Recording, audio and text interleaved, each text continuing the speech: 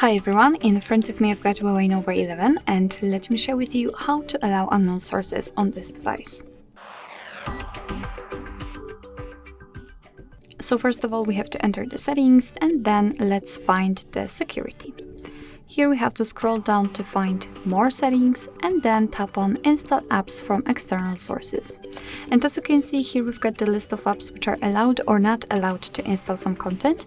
Of course you can change it, just find the app, tap on it and tap on the switcher. As you can see here we've got the information that you have to be really careful with that, because some third-party apps aren't verified by the developer, so you may put your data and actually whole device at risk. So remember about that and choose the apps wisely. So if you're ready, tap on enable. As you can see it is active, and after getting back you can see that this browser is right now allowed to install something. Of course it will work the same with all other apps, and you can also remove all previously granted permissions the same way. Just tap on it and tap on the switcher, and after getting back you can see that the browser is right now not allowed to install anything. Alright, so that will be all. Thank you so much for watching. I hope that this video was helpful, and if it was, please hit the subscribe button and leave the thumbs up.